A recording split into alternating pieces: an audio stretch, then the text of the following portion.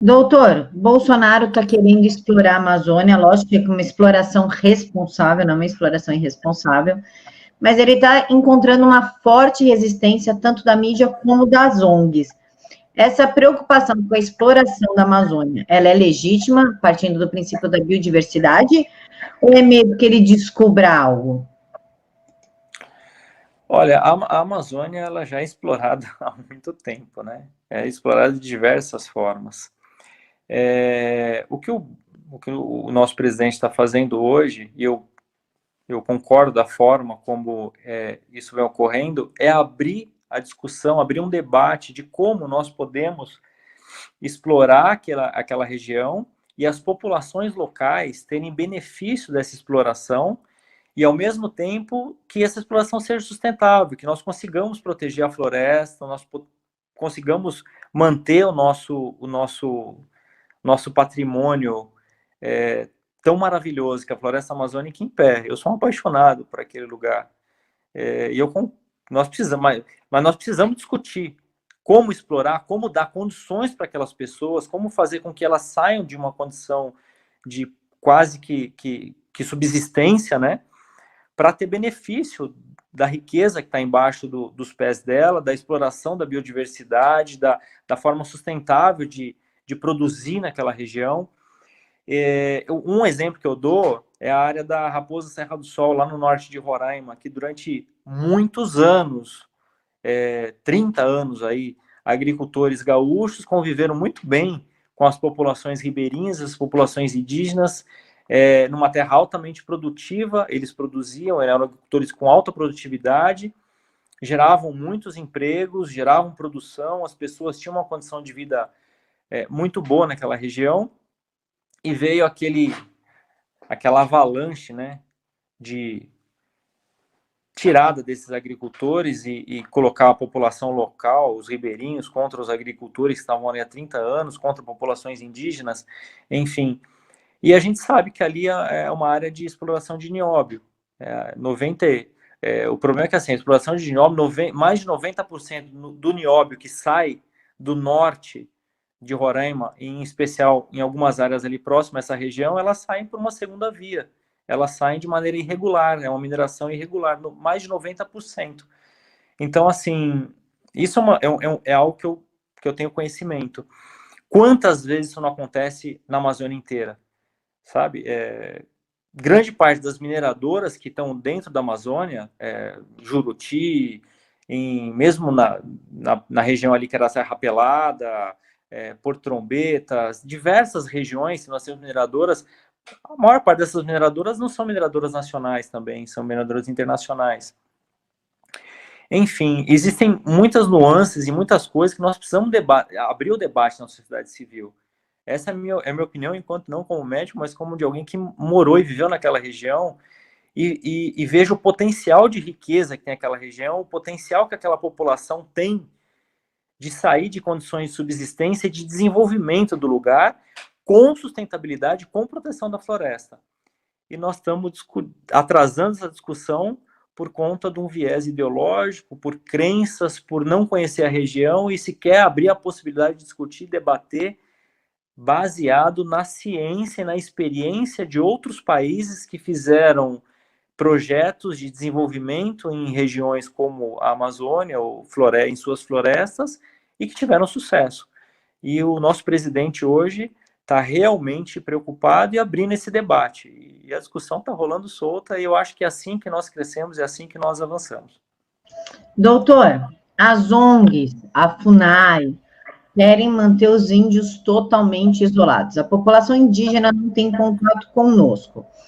Essa preocupação de manter o índio isolado é uma preocupação real, na qual os índios aceitam, ou existe algum interesse escuso por trás disso, inclusive contra a vontade do índio? Olha, como eu disse, a minha opinião em relação a esse isolamento que foi criado, parte dessas populações, eu acredito que são como os zoológicos humanos, assim, sabe? Porque são pessoas que não têm acesso aos benefícios que o país pode dar para eles, eles não têm acesso ao que eles podem produzir, né, a conhecimento de produção, de produtividade nas suas próprias terras para exploração deles mesmos, e eles não têm acesso, muitas vezes, sequer à língua. Eles não conseguem se comunicar fora do idioma deles. O que se discute, não, mas nós vamos macular a cultura. Não, a cultura vai permanecer, a cultura indígena vai permanecer. Eles são índios, assim como filhos de italianos aqui no Brasil ou de japoneses. Olha o bairro da Liberdade de São Paulo, eles são japoneses, eles têm a cultura japonesa, eles têm orgulho de ser japonês, eles falam a língua japonesa, eles têm todo a carga de conhecimento milenar de gerações japonesas, mas são brasileiros com a cultura japonesa. Assim, na minha cabeça, assim como eu enxergo, são indígenas. Eles são indígenas com uma cultura rica, uma cultura maravilhosa, que hoje nós prendemos essas pessoas lá e não damos acesso para que elas possam ser brasileiros com a cultura indígena, com o seu idioma local, com toda a sua tradição, com todo o seu conhecimento e desenvolvimento daquela região.